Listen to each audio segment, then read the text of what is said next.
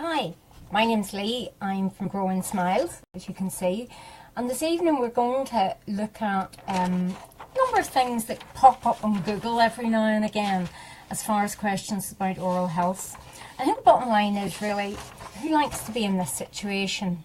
Welcome to our world. I think it's very different having your mouth looked into instead of looking into somebody's mouth. So you can see what we're going to do is we're going to have a wee look at what keeps you healthy and keeps you out of this situation. And by and large, that is really your responsibility. No pressure there, guys. The harder you work at home, the less time you're ever going to spend having somebody look into your mouth. It's looking at 365 days a year versus the 2, maybe 3, 4 times that you actually go to see the dentist or another member of the dental team. And the dental team are there by and large to support what you do every day. You're the key person in how healthy your mouth is. And it's not a matter of just always going and looking for somebody to fix your teeth. It's a matter of seeking help and advice early before a problem becomes a major problem and potentially gives you pain, which is nobody's idea of fun, particularly on a Saturday night when you can't get hold of anybody. So, while I was preparing for this, I thought, right, well, let me see what actually is Googled most. Now, here was the first one. I have stains on my teeth. How can I get rid of them?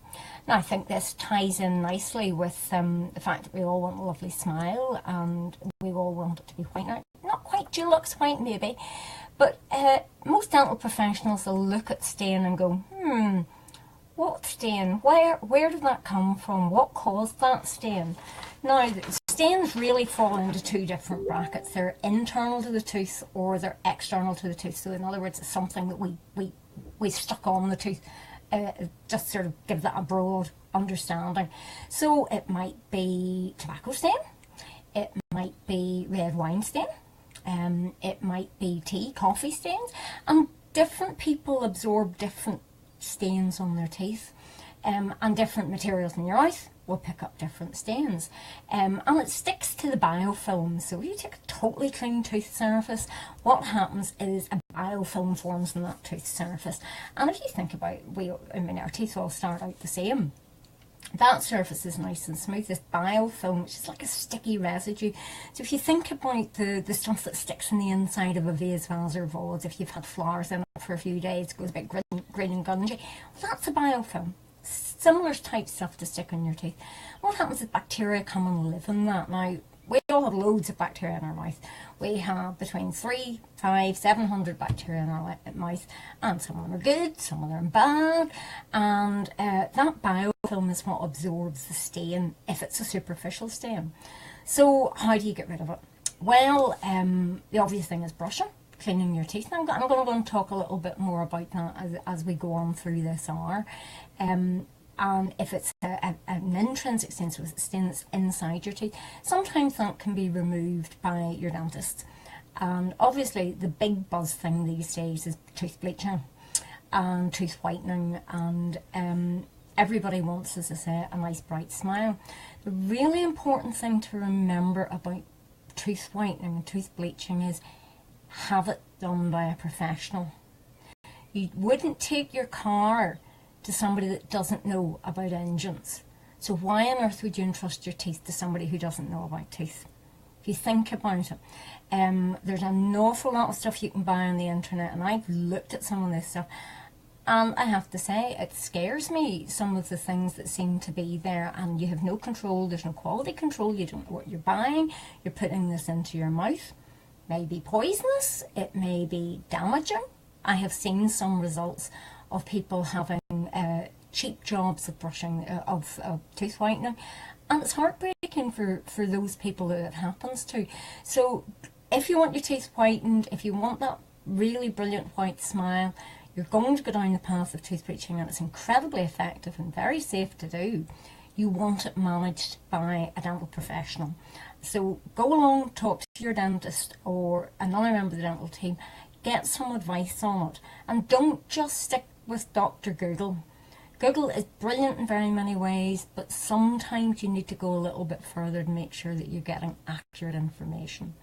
Now, from a tooth cleaning point of view, some of these superficial stains can be brushed off. They can be removed with effective toothbrushing.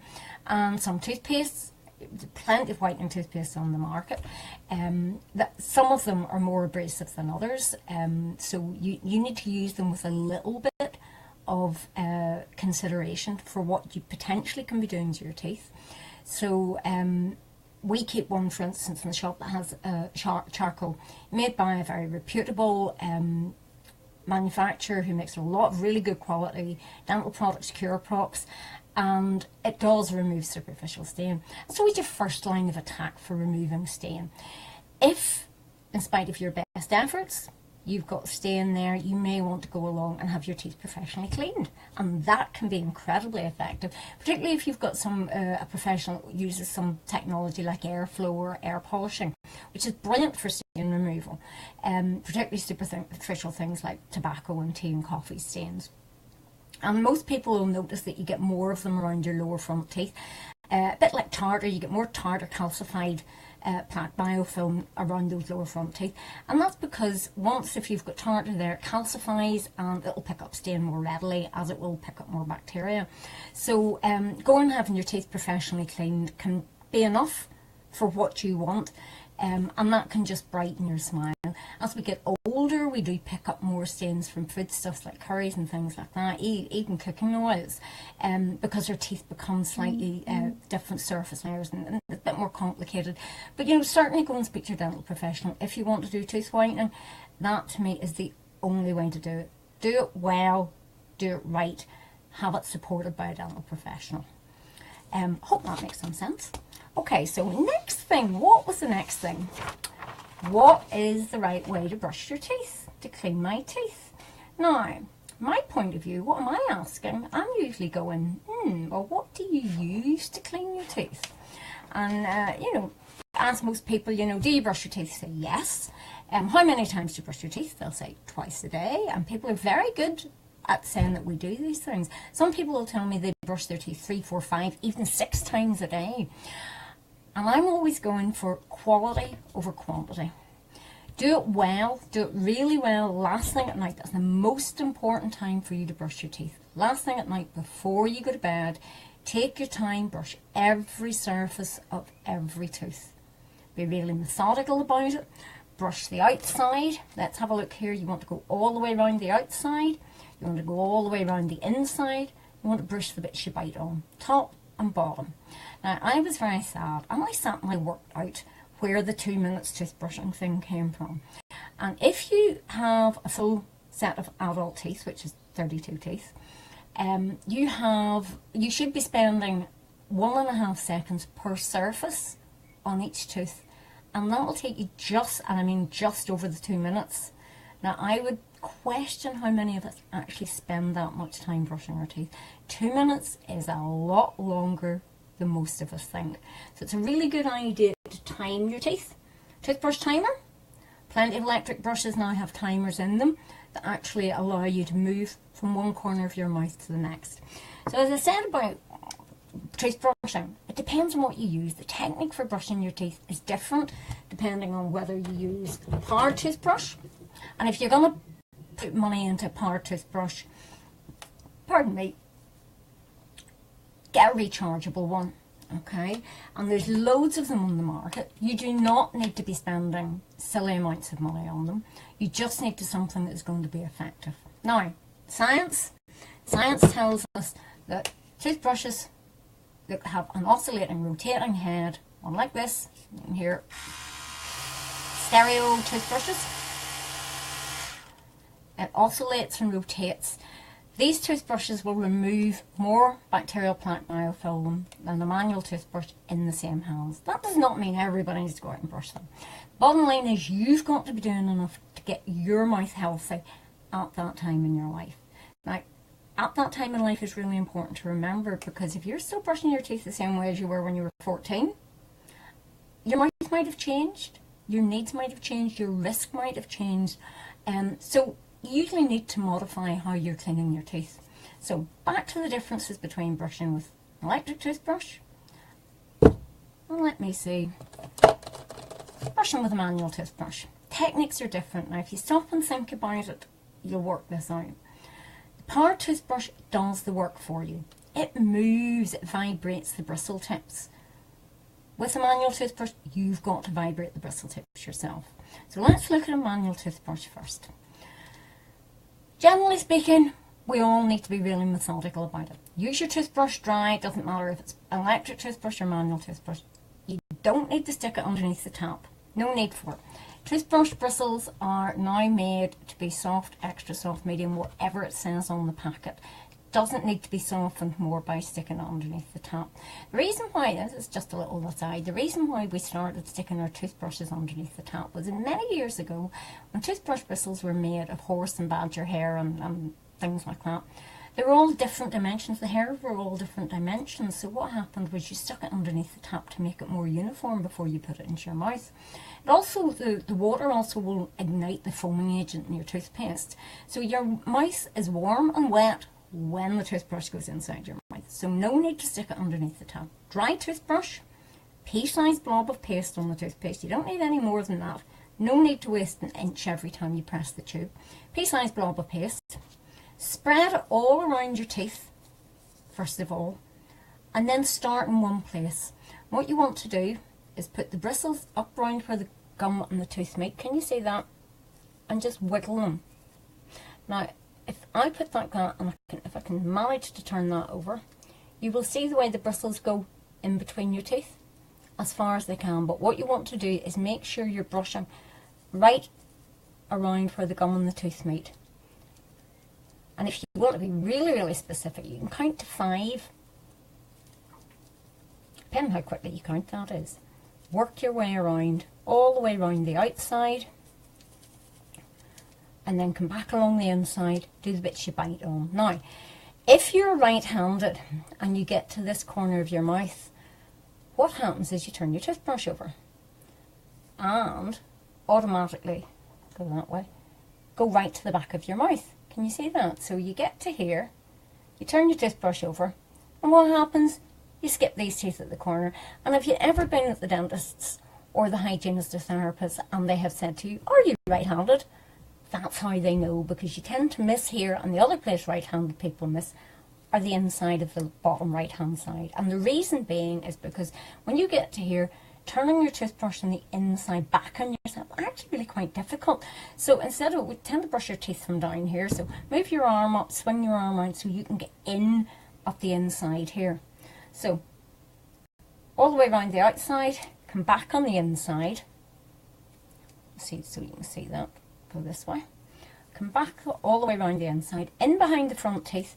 You will find it much easier to use if you use your toothbrush the long, narrow way. Now, I am doing this quickly. I do take it on board. All the way to the very back of your mouth.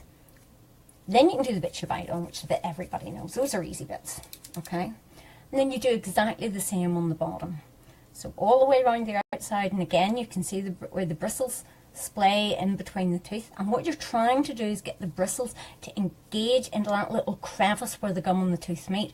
Now, if you're brushing your fingernails and you put your use a nail brush, particularly if you've been down the garden, something like that, and you've got dirt underneath your fingernail, you've got to put a bit of pressure on to get the bristles underneath there. Now, you're not scrubbing the floor, so don't get too carried away, but you do need to put enough pressure on that you're actually getting the bristles down round where the gum and the tooth meet. Because that's the little crevice where the plaque biofilm likes to locate itself.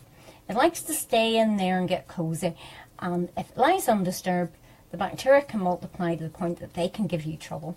And we don't want it to give anybody trouble. So that's all the way around the outside. So then again, watch yourself at the corner.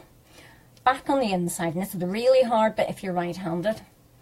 Long, narrow way in behind those front teeth. And you should be able to feel this all the way around the other side, and then the bits you bite on. Now, next bit. Spit the toothpaste out, but don't rinse out afterwards. That's really important. If you rinse your mouth out after you've brushed your teeth, you're putting the best bit of toothpaste down the plug hole. And that's a bit of a waste of money, in my book. So spit out, let the toothpaste stay around your teeth. That way you get the maximum benefit from what's in the tube. Now, that might be the fluoride, definitely, because the fluoride will strengthen the outside of your teeth. It makes it stronger, more resistant to acid and sugar attack. If you've got a desensitizing toothpaste because your teeth are sensitive, it will help to improve that, and it will help to seal the sensitive areas for you. So there's a number of things that are put in toothpaste that are actually very good for us. You stick to any of the big brands, you can't go very far wrong. If you suffer from ulcers, or if you have your mouth is sore, you may want to change your toothpaste and use something that doesn't have sodium lauryl sulfate in it. Sodium lauryl sulfate tends to irritate people and make ulceration worse, so it's a foaming agent, and a lot of toothpaste now are sodium lauryl sulfate free, but it will say on the tube, and I'm just looking, do I have a tube? I don't have a tube of toothpaste here at the minute, but read the ingredients and it will say sodium lauryl sulfate. Some people have shortened it to SLS, but if you avoid that, hopefully your mouth will be actually feeling a bit better for it. Okay, now, electric toothbrush, different ballpark. So what you want to do is don't turn it on until it's inside of your mouth. Mainly because you're going to make an awful mess of the bathroom mirror. And if you're the person cleaning that bathroom mirror, you will know toothpaste off a bathroom mirror is not easy to remove. So, pea-sized blob of toothpaste on, same rule of apply as before, spread it all around, and then hold it in place, turn the bristles, turn it on, and just let it do the work. I always say brushing your teeth with a power toothbrush is very boring, but there's no doubt it does do it more effectively. Just take your time, and same thing goes all the way around, and you can see the bristles around where the gum and the tooth meet, cleaning that little crevice all the way around the outside, all the way on the inside, the bits you bite on, top, bottom. Spit the toothpaste out. Don't rinse out afterwards. And if you really want to feel the difference, do it without any toothpaste on at all. Now that's a little bit quirky, but brush your teeth with a dry toothbrush. It really helps you focus where you're actually watching, where you're actually brushing. Watch what you're doing in the mirror. Most of us stand in front of a bathroom mirror to brush your teeth, but we don't actually look at what we're doing. Ladies, you wouldn't put your eye makeup on like that. You might poke yourself in the eye. Gentlemen, you would not actually shave that way. Otherwise you might cut yourself. Not a pretty sight. So look what you're doing. Concentrate on the task in hand. You're only talking 2 minutes twice a day. It isn't a lot to ask to avoid that place where the dentist is looking down your throat. Balls in your court, so you need to make sure that you make it work for you. So, what else can I tell you about toothbrushing? I'm trying to think. You can brush your tongue. Very important.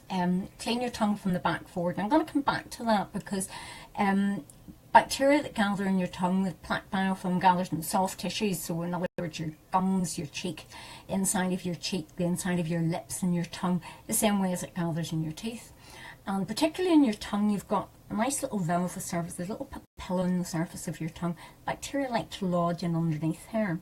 And what happens if they're left is they can break down and cause what we call volatile sulfur compounds. And even the name doesn't sound very pleasant, but they can break down and make your mouth taste bad, they can make your breath bad, and big contributing factor in actually having bad breath. So cleaning your tongue, really important, don't forget it.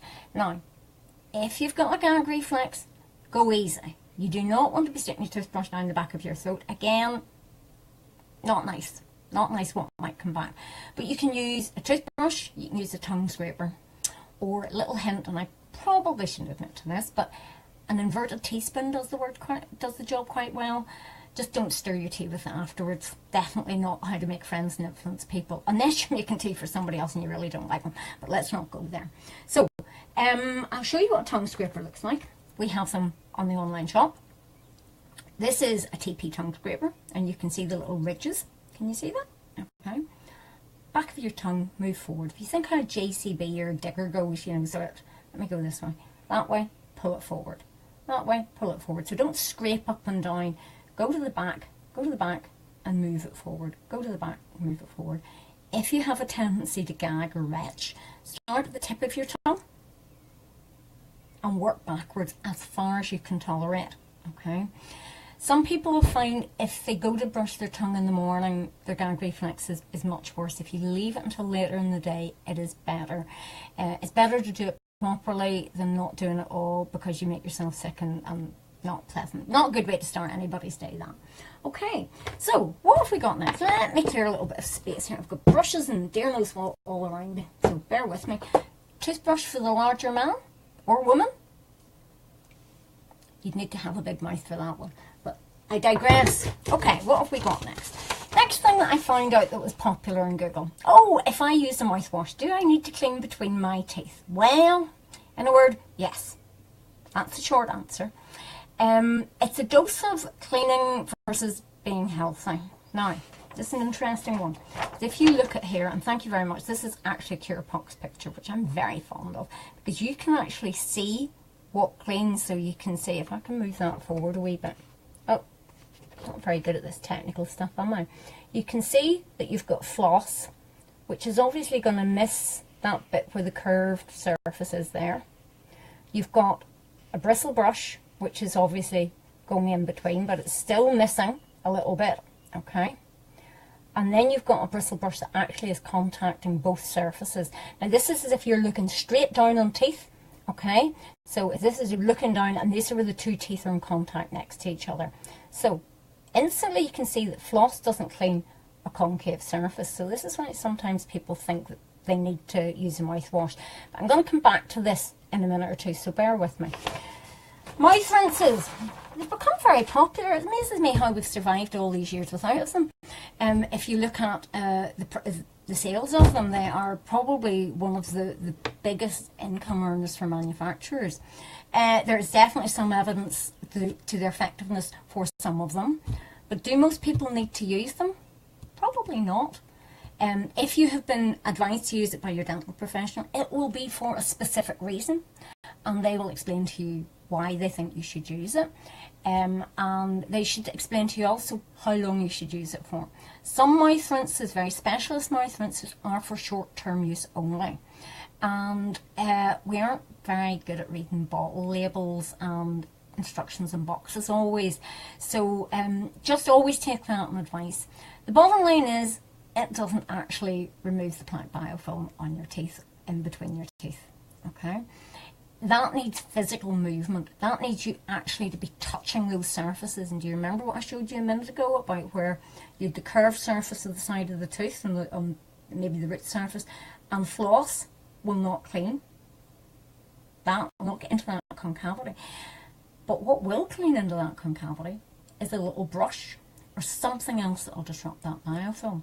Now, the bottom line for any of us is that we all need to do enough to keep our mouths healthy at any given time. And again, that changes throughout life. What's right for you when you're 5 might change when you're 10, change when you're 15. Say you have braces on, much more complicated thing to clean around.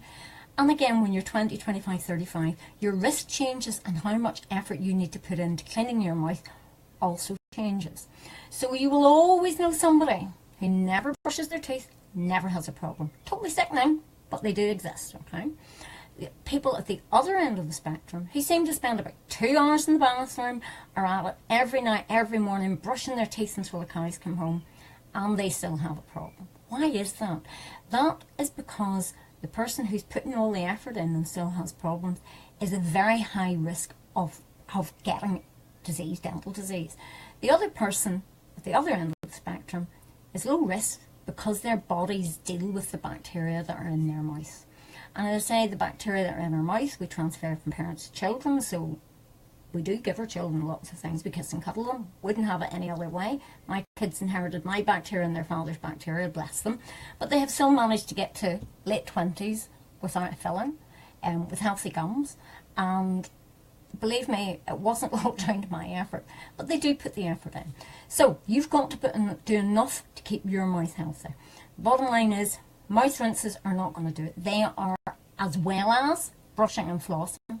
If you're going to use a mouth rinse, make sure it's alcohol free, because alcohol has a drying effect on your mouth, and when your mouth is dry, bacteria multiply more rapidly, so you're more likely to get problems. So alcohol free. Use it at a different time of the day to when you brush your teeth. So do not go brushing your teeth, spitting the toothpaste out, and then off with the mouth rinse, because otherwise you're just wasting your toothpaste. What you want to do is spread the product use out over the period of a day, maximise the potential of what you're putting your money into. I'm a great believer in getting value for money. So brush your teeth last thing at night and one other time in the day. Now, before or after breakfast, debatable for discussion with your dental professional. Generally speaking, before breakfast is probably best these days, because most of us tend to have something acidic at breakfast time, and if you've had orange juice or fruit, something like that at breakfast time, you have got a very acidic environment in your mouth. If you then start scrubbing afterwards, what happens is the tooth surface can get worn away more rapidly. So if you know you're at risk of tooth surface loss, e.g. acid erosion, something like that, you're better brushing before breakfast rather than after. The rule of thumb, that is when, if you're at high risk of acid erosion or tooth surface loss, that is when you would want to use an alcohol-free, fluoride-containing tooth or mouth rinse. So what you do is you brush, you eat, you rinse. And that then helps to actually remineralize the tooth surface. So every time you put acids or sugar in your mouth, what happens is the tooth surface starts to melt. Now, that's a very basic way of looking at it. But the tooth surface demineralizes, so it starts to melt and becomes porous. Now, when you've finished eating or drinking, it can be a sip, it can be a large mug, it can be a bucketful. But when you've finished eating or drinking, what happens is your saliva comes along in your mouth and tries to heal the damage. Your saliva is your secret helper. It works away in the background in your mouth. We don't give it any credit at all until it's not there. And that's when you could have 20, 30, 40 years of no problems, because your saliva has been working away, buffering, neutralising acids, helping to keep your mouth healthy. You end up with a medication that causes a side effect of a dry mouth, and all of a sudden your risk has just gone whoosh of having problems because your mouth is dry. And if you remember what I said earlier, the bacteria can multiply more rapidly and it can cause you more problems. And of course then you're losing that protective mechanism of your saliva. And if any of you have a tendency to snore, I always say I don't, but I probably do. I just never admit to it. If you waken in the morning, if you breathe through your mouth at night and your mouth feels like sandpaper, you've an idea of what a dry mouth feels like. Now, can you imagine what that must be like for people who have that all the time?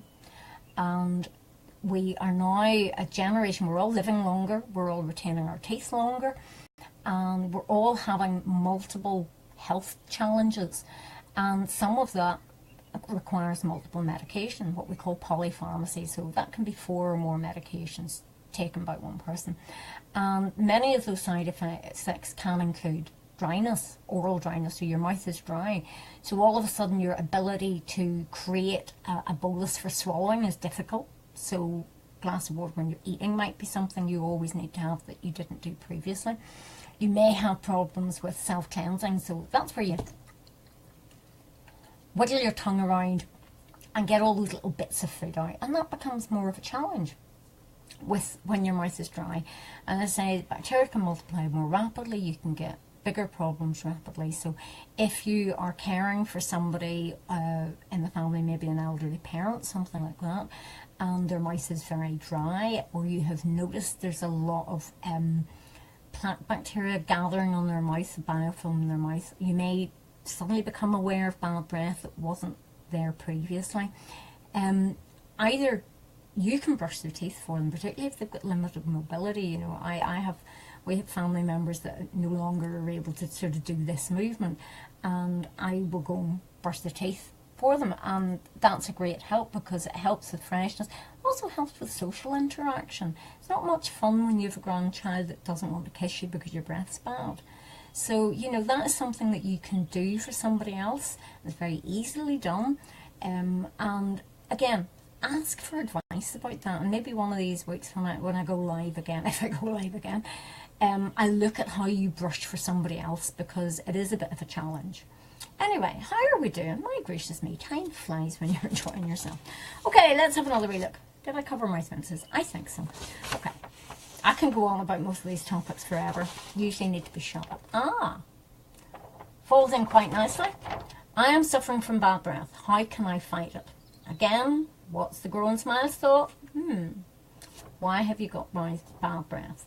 What is the cause of your bad breath?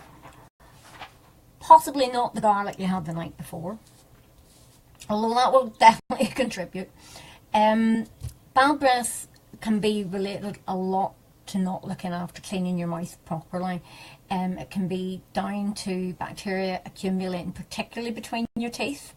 Now, that is where cleaning between your teeth is so, so important. And the problem is that we don't tend to start doing that until maybe we're in our 20s and our 30s, and it's not an ingrained habit.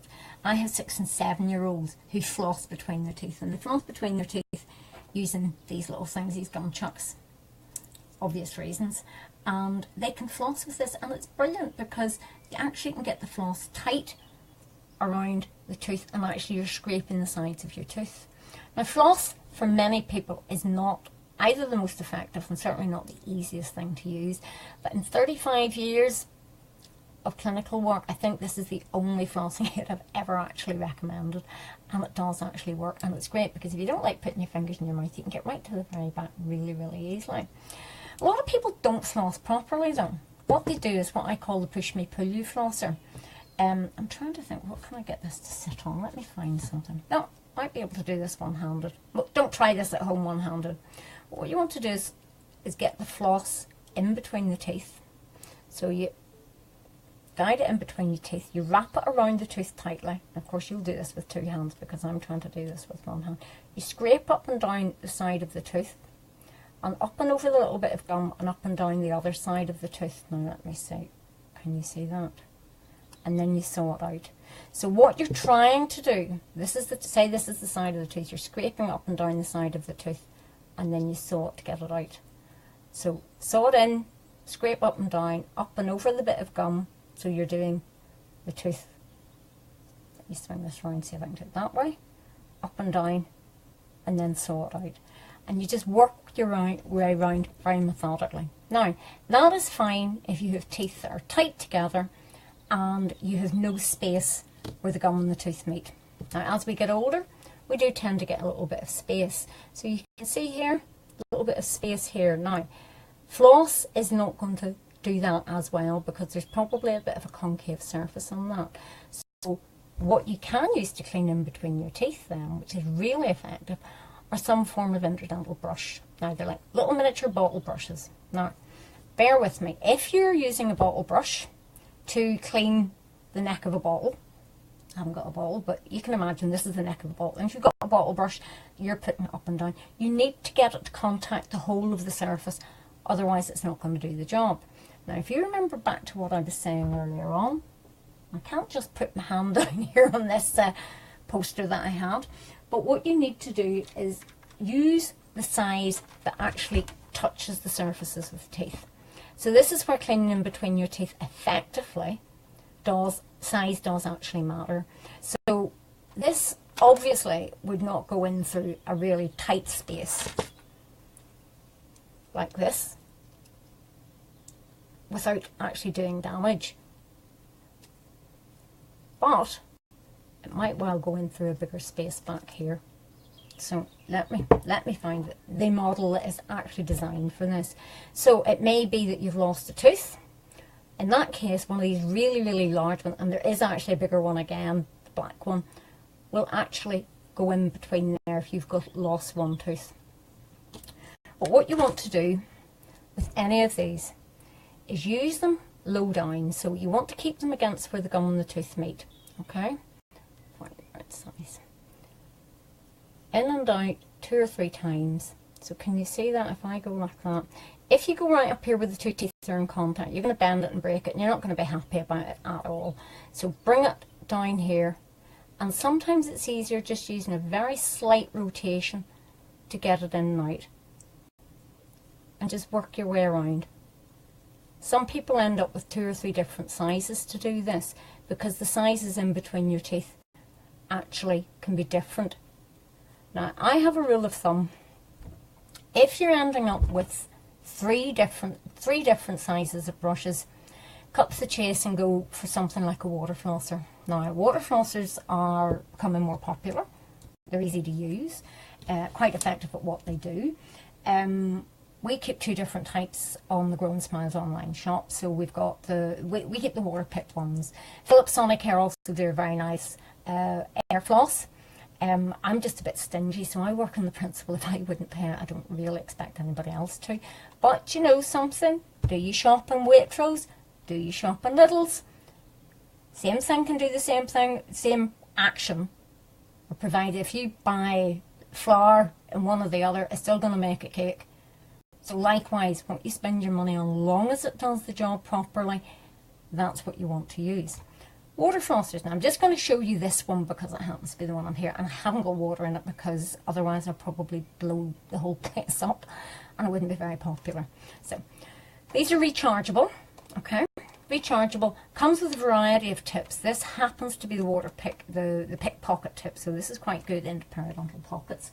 There are other tips. I usually suggest people use one of the ones with a little brush on first time because it's easy to follow the corner of the shape of your gum and actually feel where it's going. What you want to do is hold it in place.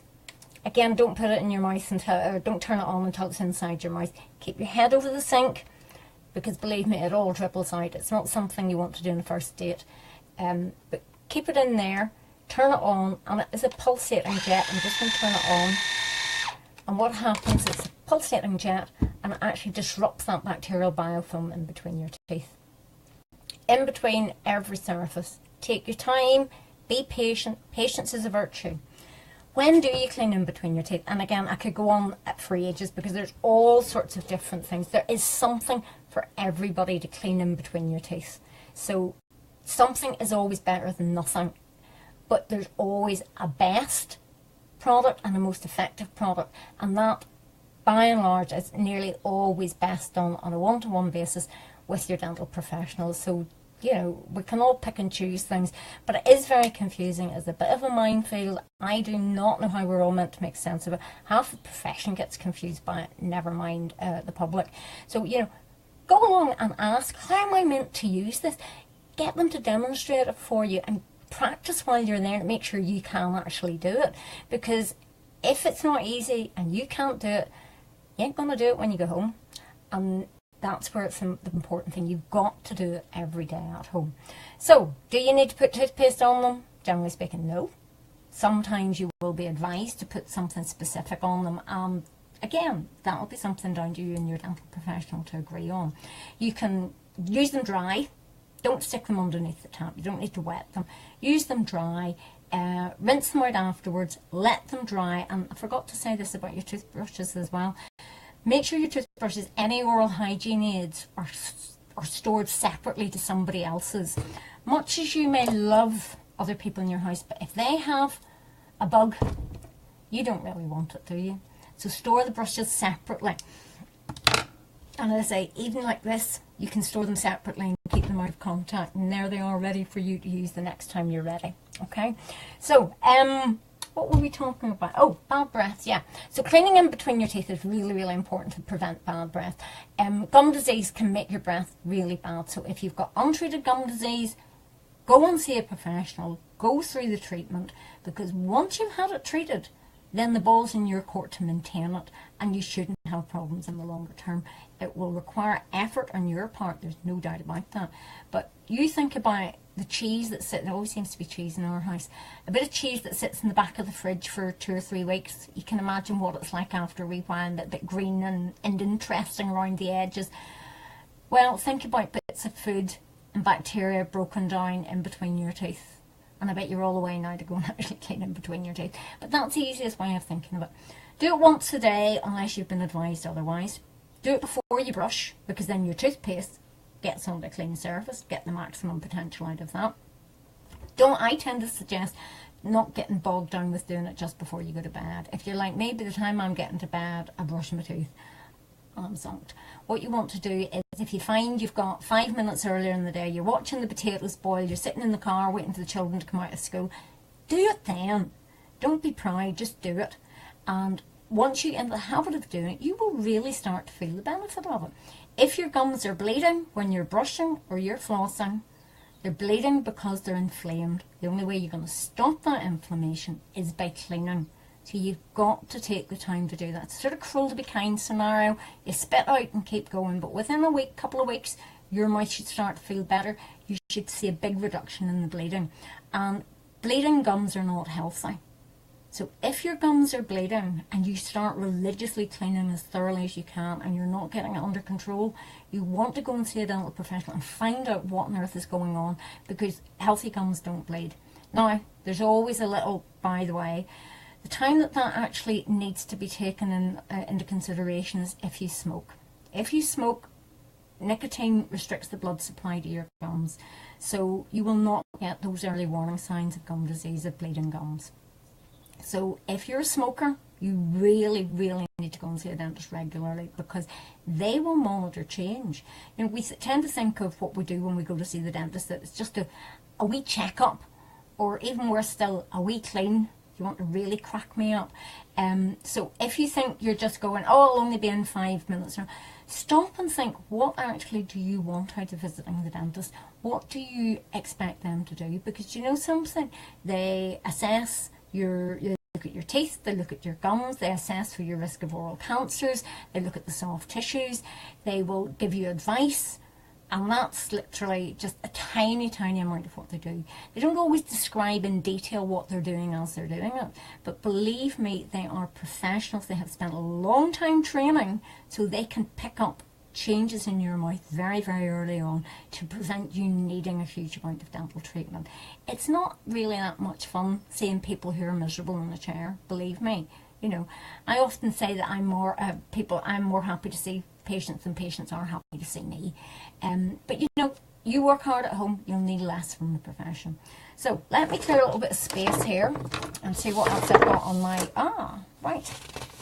Smoking, having just mentioned it, okay. Smoking, a lot of people know the risks of smoking, and generally just talk about tobacco use. It doesn't have to just be cigarette smoke. It can be chewing tobacco, it can be pipe tobacco, it can be cigars. But like your general health, smoking doesn't do your oral health any good either. Smoking is a major risk factor for gum disease. It's a major risk factor for mouth cancers, and we are seeing more mouth cancers than ever before. We're seeing them in younger people. Mouth cancer, if you drink alcohol heavily, and you smoke or use tobacco products, you're increased risk of mouth cancers. The other thing that you've got to take into consideration is the HPV virus. That's human papilloma virus, and girls are vaccinated about it, and there's a lot of people trying to get boys vaccinated for the HPV virus as well, and so they should be, because the human papilloma virus plays a big role in your risk of mouth cancers.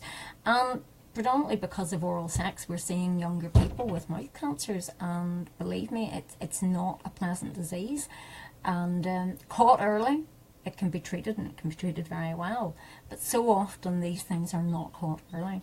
So have a look at, if you scroll back through my Facebook posts, I have a really nice video that was done by the head and neck cancer folk about how to assess your mouth, and it's a great little video that takes couple of minutes, and actually you'll see how you can actually assess your mouth. The rule of thumb is, if you have an ulcer or any red or white lesion in your mouth that's not healing in 3 weeks, you want to let the dentist see it, so they can see that it isn't actually anything that's at risk, and they're very well trained to do that. So always, if in doubt, get it checked out, please. So smoking, major detrimental effects on your mouth, as has, you know, chewing tobacco, cigars, all the rest of all those type of things. Recreational drugs, so much wide use of recreational drugs also takes its toll in your mouth. If you don't believe me, Google methamphetamine mouth, meth mouth. You'll get some interesting pictures, and you'll see the damage it's done. And it ruins the mouths, ruins lives. So just a little bit of caution with any of these things. And we are unfortunately seeing younger people taking up smoking, drinking heavily, messing around with recreational drugs. And we need to try a way of supporting these young people, because for any of us, giving up a habit of a lifetime or something that is an addiction is incredibly challenging. And it's not something you can just flick a switch and say, no, I'm not going to do it. I always try and emphasise through food. I love my food, obvious. And I always say I can be on a diet until anybody offers me chocolate. And it is really, really difficult if you have an addiction to give something up. And your dental professionals are trained to support you and help yourself to a healthier life and a healthier mouth. So, moving on, what have I got next? Oh, right. I'm suffering from a dry mouth. What could be the reason? Okay. Now, hopefully not as bad as a desert. Wouldn't be very pleasant. But do you know something? That actually pretty much how a really nasty dry mouth feels. We tend to think about, well, are you adequately hydrated? That's usually the first thing you want to look at. Are you drinking enough? Are you taking enough fluids on board? Now, don't sit down with a 2-litre bottle of water, because if you're not used to drinking water, believe me, you're going to spend the rest of the day in the bathroom. Increase your fluid intake gradually over a period of time. Water and milk are the only things that we can be totally sure are safe for teeth. And I mean plain cow's milk. I don't mean chocolate milk or any of the rest. Water is the one thing that we can guarantee absolutely no risk of tooth decay in your mouth.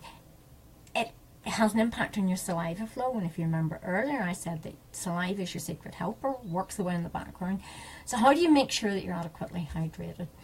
The easiest way is actually keep an eye on the colour of your pee. Keep an eye on the colour of your urine. Your urine should be pale or nearly clear. The darker it is, the more dehydrated you're likely to be. So if you look, when you get up in the morning, your urine's probably darker because you've got dehydrated overnight because you've been sleeping. As the day goes on and you start to hydrate, you should notice that that is getting clearer. Now, depending on where you live, the temperature, and the amount of exercise you do, so basically how much fluid you get rid of, you can become dehydrated quite rapidly. Elite athletes, have done some work with elite athletes, and they tend to need a lot more fluid on board, obviously, to rehydrate their muscles. And if it could be just that you're going for a swim or you're doing an exercise class, drink plenty of water. Water, honestly, is great for us in so many ways, between our hair, our skin, our teeth, everything. So drink plenty of water. If your mouth is dry, it may be a side effect of medication or disease. And there are a number of diseases that actually can exacerbate dryness in your mouth. So if it's unusual, if it's going prolonged, in spite of you doing all the things that you think you should be doing as far as drinking and all that, seek advice, go and ask. It's far easier to ask and say, no, you're fine, than not, and have something that's progressive, that's potentially doing you some harm. But if your mouth is dry, the biggest challenges are that the plaque biofilm will multiply more rapidly. So you'll get a thicker plaque biofilm.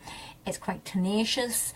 The bacteria just love it because they can multiply quite happily undisturbed, because there's none of this going on. There's none of the saliva buffering neutralised. And it increases your risk both of tooth decay and gum disease and tooth surface loss, and as far as acid erosion, that sort of thing, because you've got no buffering thing going on. So as I say, you've got to, if you've got good saliva flow, you are really, really lucky, because it is helping you in the background without you having to think too much about it.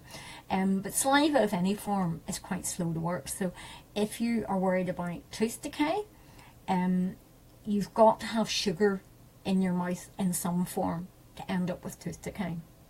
Now, if your mouth is dry, you've not got saliva flowing around to buffer and neutralise after you've eaten sugars, you're going to have to look at how to remineralise that tooth surface.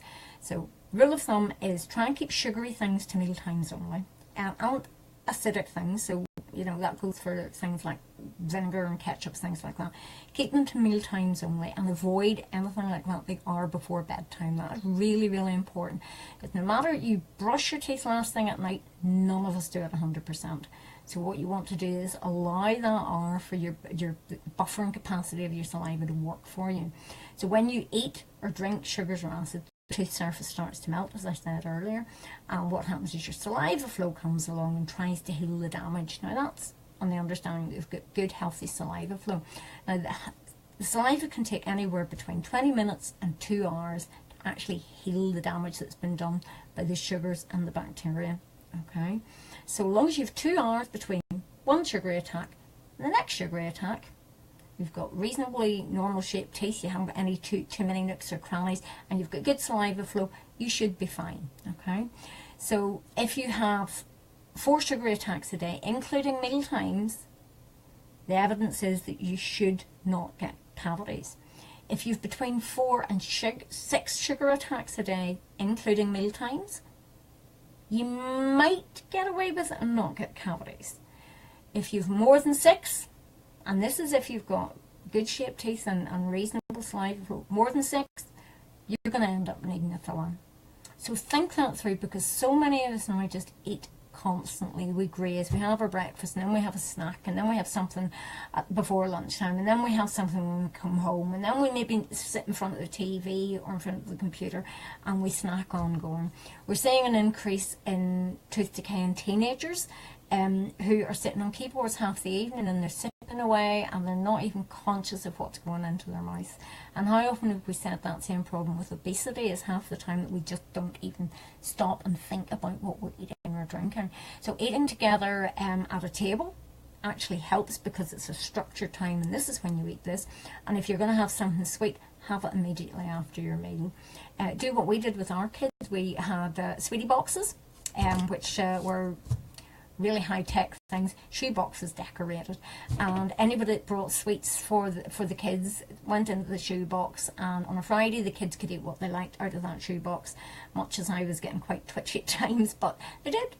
Late 20s, healthy mouths, and they have had a number of challenges to their teeth, so it can be done. Don't try and sort of completely change everything overnight, particularly if you're trying to work with a picky eater at home. It's important that you get food into them, but try and make it at meal times, get it over and done with all at one go, and then actually, you know, your saliva can come along and remineralize. And you might want to look at some other products that actually boost the remineralizing process. So there's things like toothpaste and MI plus paste, which is calcium, phosphate and fluoride, which actually helps to improve that buffering capacity.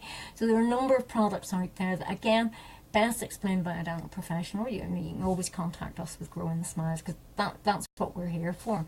But as I just think it through, kids who drink juice and won't drink water, that can be a bit of a challenge, which I'm often asked about. You need to tend to be a wee bit sneaky. Hope your child's not beside you. Wean them off juice and onto water over a period of about 2 or 3 weeks. Use a coloured glass, or better still, a coloured bottle where they can't see what colour the juice is, particularly if you're on diluting juice.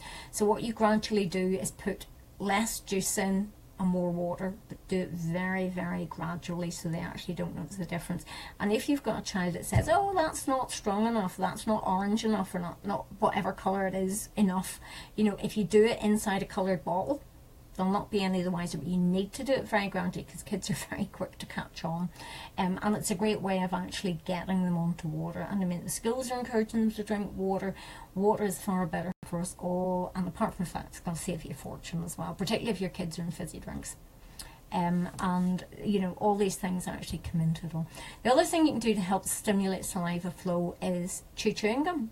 Sugar-free chewing gum with xylitol. Xylitol has been shown to have an impact on the bacteria that cause decay, so it actually makes the plaque biofilm more resistant. It helps to actually break it up and stop it being as dangerous.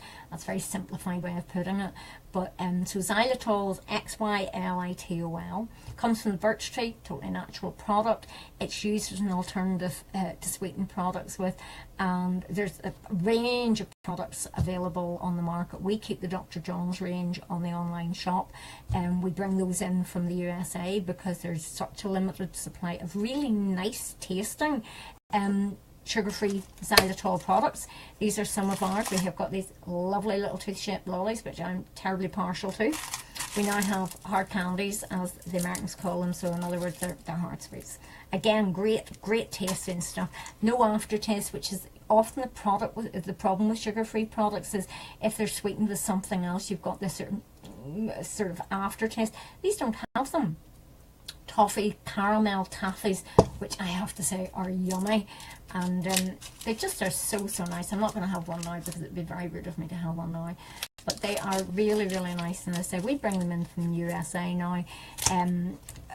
This is a company, Dr. John's company, who is a dentist and a hygienist husband-wife team, and they saw that there wasn't really nice tasting products as an alternative to sweets.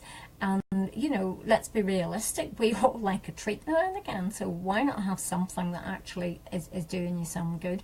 And, you know, if you find that your children respond well to positive reinforcement, well, you know, why not go for a lolly actually? And, you know, if you get X, Y, or Z done, or you get X many star charts, or you brush your teeth every day for a week, you can have a tooth-shaped lolly. And you don't need to worry about it then, because it's actually doing them some good. And I have colleagues who have sent their children to school with these, and the teachers have tried to tell them off because that's bad for their teeth, and they've taken great pleasure in saying no, that actually these aren't. So you know, there's lots of things out there. Right, where have we got to? My gracious me, ours nearly up. Goodness me, boy can I talk. I'm sure your ears are all burning. Okay, let me see. Oh, sensitivity. What can I do to stop my teeth being sensitive? This is an ongoing thing that I hear so many times. Again, like so many other things that I've said already this evening, the first thing I want to know is, why are your teeth sensitive? You may not know, but tooth sensitivity comes usually from a number of reasons. But your teeth can be sensitive because you've got a cavity, you've got a hole in your tooth and it needs to be repaired. It can come from a tooth being cracked, but most commonly, the most common reason for people suffering from tooth sensitivity is exposed dentine. So dentine is the second layer of your tooth. So what you have is the whole tooth, nothing but the tooth, bad pun, sorry.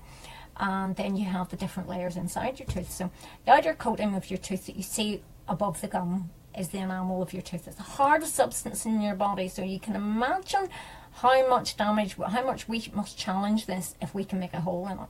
Okay, so that's the enamel of the tooth. The main bulk of the tooth is then made up of dentine. Now, what happens if at the neck of your teeth you've got a little bit of recession is the dentine can become exposed.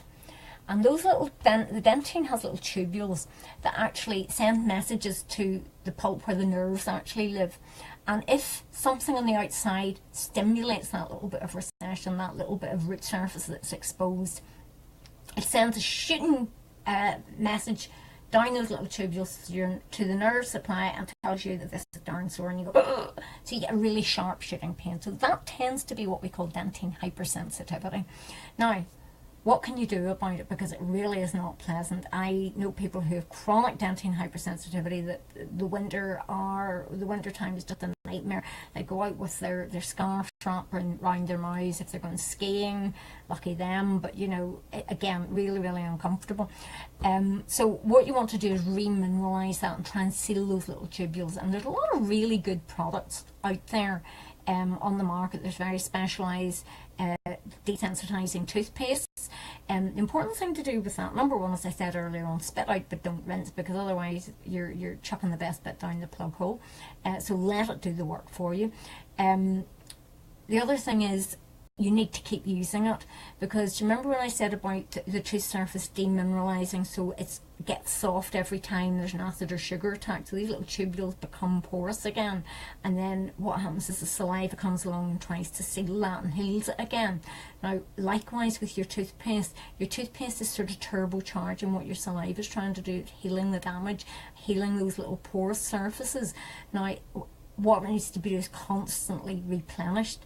So if you've been using a sensitive toothpaste, it might be Sensodyne, it might be Colgate Pro Relief, there's a ream of them on the market out there. Again, if you stop using it, you may find your sensitivities come back, and that's why. So if you have sensitivity and it's a chronic problem for you, first protocol is usually a sensitivity toothpaste. And then if that's not getting under control, talk to your dentist, your dental professional, the hygienist, therapist, or whoever you regularly see, somebody in the dental team, and ask them what else can be done, because there are a number of treatments that are available which are easily applied in dental practice. So there's a great product, my first protocol these days is a product called Toothmate, which is very easy because you don't even have to dry the tooth, so that's always nice. You don't have to blast cold air on it. But there are balms, there's a number of different things that can be used to help that. Important thing to remember is, in case you want to get that checked if it's ongoing, because it may not be dentine hypersensitivity, keep in mind that it actually might be something else. So on that happy note, I am going to leave you because it's that time already. Who knew?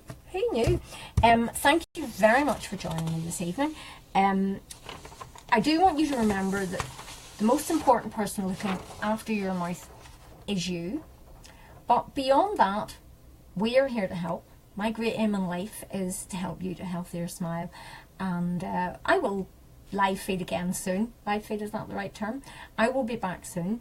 We will be going live again, but thank you very much for watching. Please like our Facebook page because the updates come through to that. Have a look at the website, which we are just updating again. And please feel free to get in touch. We have live chat on the website. You can private message me through the Facebook page. But we just are all about helping you to a healthier smile. So thanks very much for watching, and hopefully see you again soon. Good night, folks.